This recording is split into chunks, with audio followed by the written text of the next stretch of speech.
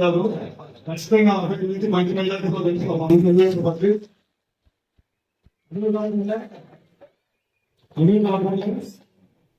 చంద్రబాబు గారు అదేవిధంగా పవన్ కళ్యాణ్ గారు బీజేపీ నాయకులు అందరూ కూడా కలిసికట్టుగా పనిచేసి రాష్ట్రంలో నలుమూలలా ఏ విధంగా పనిచేసిన సంగతి మా అందరం కూడా మర్చిపోలేదు.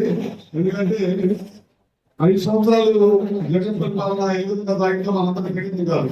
చాలా మంది రాష్ట్రంలో మన నాయకుల్ని మన కార్యకర్తలే కాకుండా అందరం కూడా ప్రతి ఒక్కరిని కూడా ఇబ్బంది పెట్టిన ప్రభుత్వం ఏదో ఉందంటే జగన్ రెడ్డి ప్రభుత్వం చెప్పడంలో ఏమాత్రం సందేహం లేదు. ఎందుకంటే మన నాయకులు కూడా 50 రోజుల పాటు జైలు చేసిన ప్రభుత్వం ఏదంటే జగన్ రెడ్డి ప్రభుత్వం. ఎందుకంటే ఆయన 70 సంవత్సరాల రాజకీయ జీవితంలో ఎప్పుడు కూడా మార్చబడిన నాయకుడిగా ఉన్నారన్నమాట. అదేవిధంగా పవన్ కళ్యాణ్ గారు వైజాగ్ ప్రజలుగా ఉన్నందుకంటే ఓటర్ వాణిజ్యం కూడా చేసిన ప్రభుత్వం జగన్ రెడ్డి ప్రభుత్వం. ప్రతి ఒక్కరు వాళ్ళు ఇబ్బంది పెట్టిన ప్రభుత్వం కనుక అన్ని విధాలా అందరూ కూడా పబ్లిక్ కానీ ప్రజలు కానీ మన కార్యకర్తలు కానీ మన నాయకులు కానీ అట్లానే జనశక్తికి సంబంధించిన నాయకులు కానీ బీజేపీ నాయకులు కానీ అందరూ కూడా కలిసి పనిచేశారు. అదేవిధంగా ఉద్యోగస్తులు కూడా చాలా ఇబ్బందికరమైన పరిస్థితులు ప్రభుత్వం ఉద్యోగస్తులకు సపోర్ట్ కూడా చాలా పెద్ద ఎత్తున చేశారు. ఖచ్చితంగా రేపు ఎలక్షన్ లో రేపు 4వ తారీఖు రిజల్ట్ రాబోతుంది. ఖచ్చితంగా మన కూడా ఖచ్చితంగా చంద్రబాబు నాయుడు ముఖ్యమంత్రి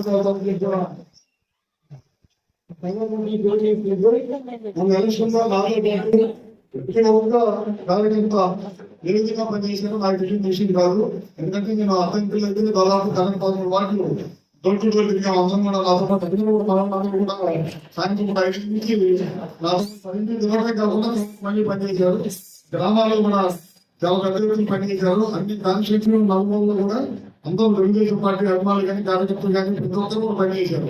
అదేవిధంగా బయట ఊళ్ళో ఉన్న కూడా అందరూ వచ్చి ఓటు వేయాలనే దానికోసం వచ్చి పనిచేసిన జనం కూడా బాగుండేది. అందరూ కూడా ఒకసారి నా ఉదయపూర్వక నమస్కారం తెలియజేయాలనే దానికోసం వాళ్ళు ఇక్కడ పెట్టాం. మొన్న ఊళ్ళో సంతమాలు పెట్టాం. అందరం కూడా కలిసి సంతమాలు పడిపోవద్దు. ఉదయంగా నాయకులు అందరం కూడా కలిసాం. తర్వాత నేను కొద్దిగా శుభంగా యాక్టివిటీ తిరుగుతూ ఉన్నాను. అందుకని మళ్ళీ వచ్చిన అతనికి మనం కలవాలని అనుకున్నాము. అందుకని అందరం కలిసి ఒకసారి అందరూ కూడా పేరు పేరున నా ఉదయపూర్వక నమస్కారాలు తెలియజేసి వెళ్ళాలనే దానికోసం ఇవాళ ఈ మీటింగ్ పెడతాం అన్నమాట. ఖచ్చితంగా మా అవసరం లేదు, ధైర్యంగా ఉన్నాడు.